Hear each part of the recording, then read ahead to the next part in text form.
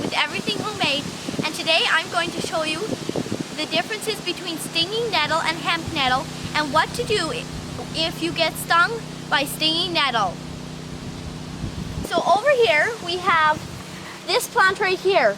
Now I'm not going to touch it because this is stinging nettle. So you see these jagged edge leaves here and all these edges? This is stinging nettle. Now hemp nettle has a lot smoother edges and a lot more rounded leaves than stinging nettle. Stinging nettle will sting you. Hemp nettle is harmless in touch. Like you can touch it and it doesn't do anything. So stinging nettle, when it stings you, you will actually start getting blisters and your skin will turn reddish in that area. So what to do if you get stung by stinging nettle? Over here we have some jewelweed. So this plant right here. Here, I'll just pull the top of it so you can see the better look at the leaves. So that's so that's jewelweed. Jewelweed stems are actually hollow. So I'll grab you some stem. These stems are actually hollow and filled with juices. So if you get stung by stinging nettle, what you do is you crush the stem like this and it releases the juices and you can put it on a sting where you got stung. It is actually the antidote to stinging nettle. So that's pretty cool, isn't it, Ocean? So basically, wherever stinging nettle grows, jewelweed grows. Jewelweed grows. So both plants like marsh environment, don't they? Yes. Stinging nettle grows in marshy places, and so does jewelweed. Jewelweed it can be shorter or taller, but it grows either around the bases of the stinging nettle or it grows nearby, which is really good because jewelweed, as I told you, is the antidote to stinging nettle stings. That's right. And for me, as a mom, it's really important to teach my children, as you can see, that what they need to do if they get stung by stinging nettle, because this entire property has stinging nettle everywhere, doesn't it, Ocean? Yes, in the grasses and marshy areas. That's exactly. So it is so common to be pulling some kind of plant and bam, you get stung by stinging nettle. And jewelweed acts immediately, doesn't it? Yes, it relieves a lot and it helps, because sometimes if you get a bad enough sting, I have experienced it, and you will actually start getting a rash. Yeah. And I put a bunch of jewelweed on it. The other thing is, just before we actually made this video, I got stung by stinging nettle, and I don't know if you can actually see this on my arm. Very good, but you can see the slight blister, but this used to be red. Now this is just an hour after I got stung, and I put jewelweed on it immediately, and it doesn't sting anymore, and the redness is almost gone. So within the hour or immediately, the effects take place and the sting is gone. So it's pretty incredible. So to help everyone here, Ocean, let's walk around the property, let's identify more stinging nettle, and identify how the jewelweed looks at different places, because some places it grows taller and some places it grows shorter, doesn't it? Yes. So let's show us the way.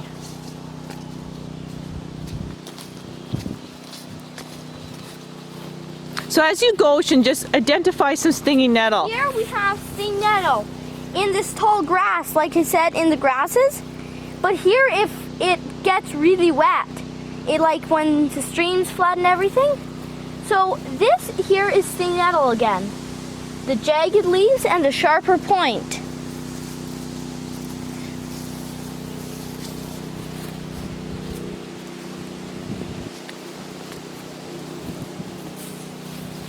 Here's some more stinging nettle growing in with this thistle. Again, this area gets pretty wet when the streams flood because this area is swampier. Yeah, and you notice this here, Ocean, this is a good plant right here. You see, you guys, right here, Ocean? It's starting to flower. The flower buds right here. Yeah, the flower buds right there. Right here. Yeah. So it can get really tall. I mean, that's up to my waist. So we're talking about 3 feet there. Yeah, they are big plants. So over here, now I'm just going to show you some more jewelweed as we be careful not to step on Mr. Toad that just hopped into the plants. So here's some more jewelweed. Now this stuff is growing a lot taller because it doesn't have sting nettle and thistle going all around it. So here's a good example. This is hemp nettle. Here, because of its like rounded leaves in here, it's growing with the jewelweed. And which one's the jewelweed there? You want to just point it out to our... This is jewelweed. Yeah.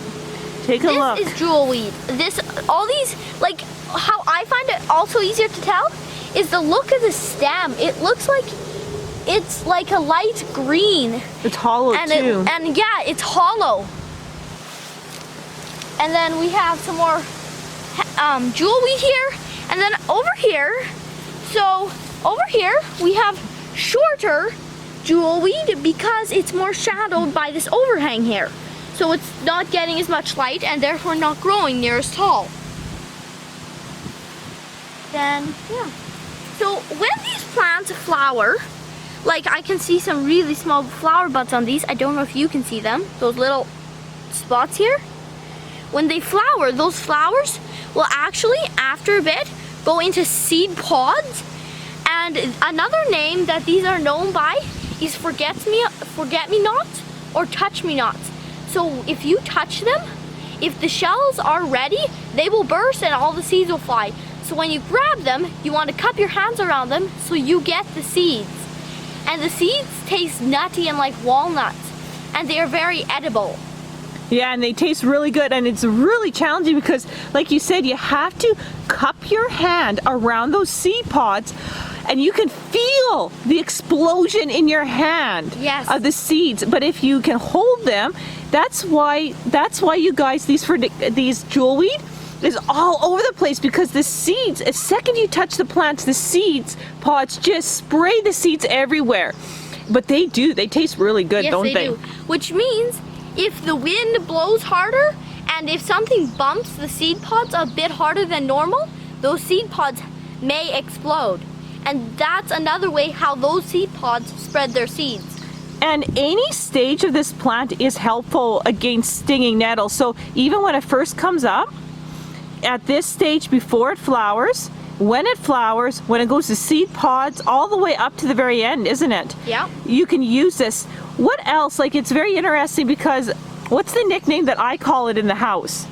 The nickname is wild aloe vera. That's right, because it has so many of the properties of aloe vera. So when my kids get really like a deep cut, when they scrape themselves, when they burn themselves, when they got a rash, what does Mom tell you to do? Put some jewelweed on your hurt. That's right. Go out in the bush and go get some jewelweed. It really works really well. And having it all over the property, all by the streams, is really good for so many things. That's right.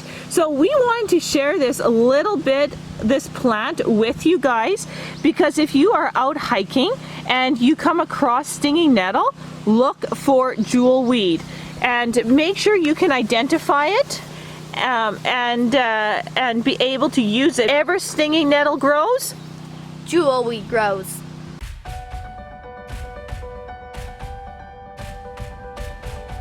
So this is a month later, and the jewelweeds are starting to flower. So they're bright yellow flowers, like this, right here.